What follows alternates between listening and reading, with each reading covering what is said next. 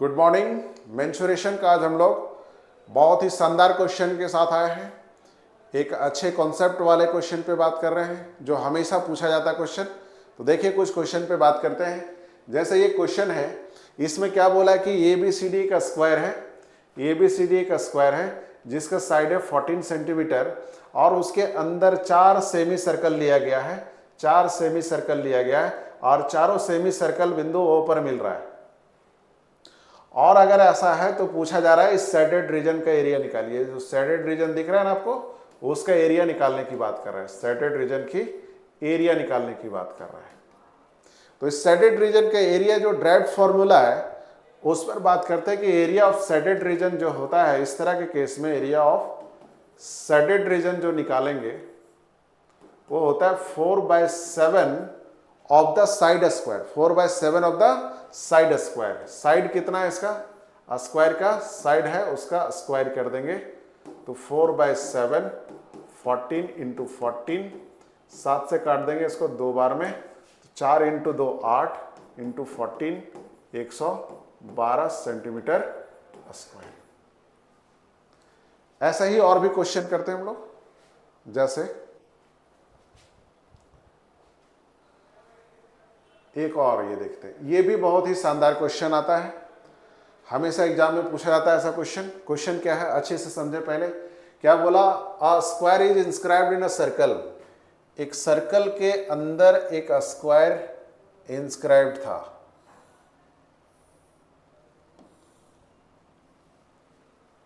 और diameter of the circle जो दिया है वो 2a दिया है। अनदर स्क्वायर एक था जो सर्कल के बाहर था, सर्कम अस्क्राइब कर रहा था,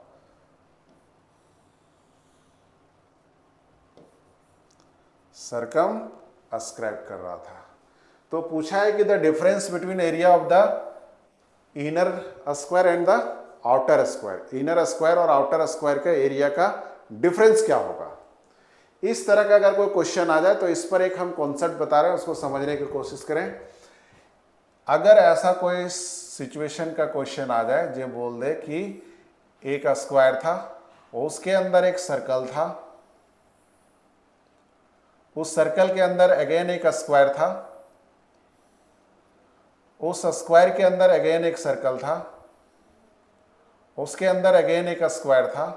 इस तरह से चाहे जितना मर्जी आगे ले जाए, इसका कॉन्सेप्ट ध्यान में रखना कि स्क्वायर से रिलेटेड, अगर इसको S1 स्क्वायर माने, इसके बाद वाले को S2 स्क्वायर माने, इसके बाद वाले को S3 स्क्वायर माने, तो साइड का रेशियो जो होता है, साइड का रेशियो जो होगा वो हमेशा √2 टाइम्स होगा। इस वाले स्क्वायर का √2 कर देंगे तो इस वाले स्क्वायर का निकल जाएगा, इसका √2 कर देंगे तो इस वाले स्क्वायर का निकल जाएगा। ऐसे ही आगे बढ़ते जाना है।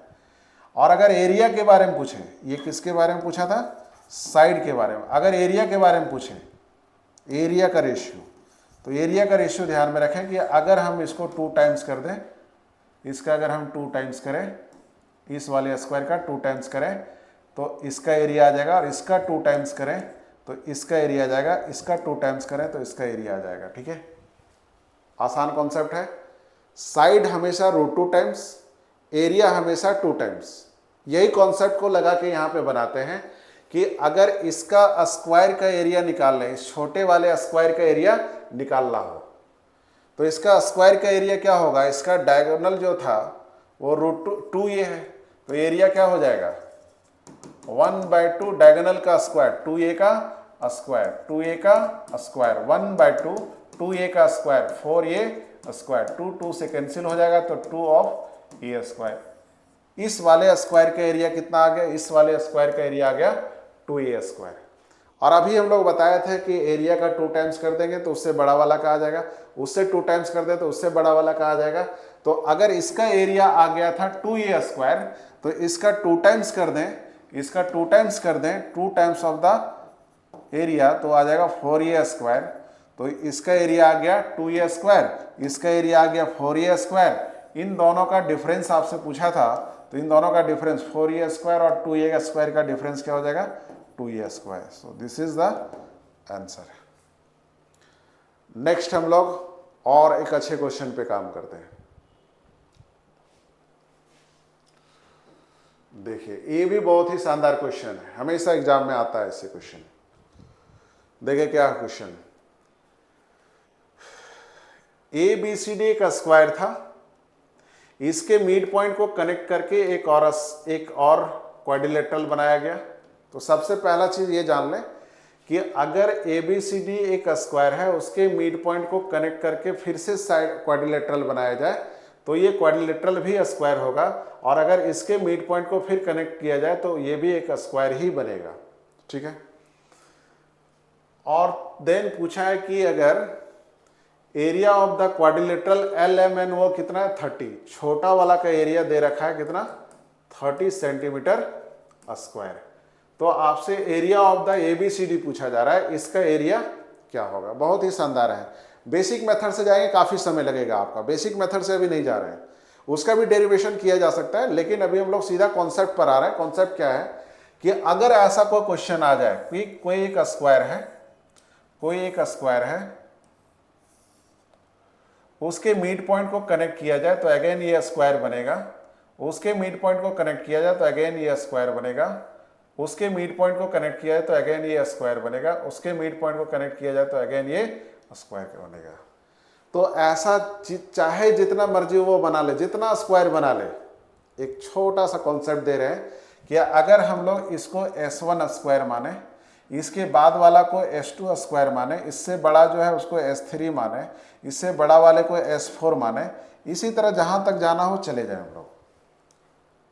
तो साइड का जो रेशियो होगा वो हमेशा इस तरह से चलेगा कि इसका साइड पता हो, उसका √2 टाइम्स कर दें तो इसका साइड आ जाएगा, इसका √2 टाइम्स कर देंगे तो अगेन इसका आ जाएगा, इसका √2 टाइम्स कर देंगे तो अगेन इसका आ जाएगा, ऐसे बढ़ जाएगा। ये किसके लिए बता दिया आपको, साइड के लिए।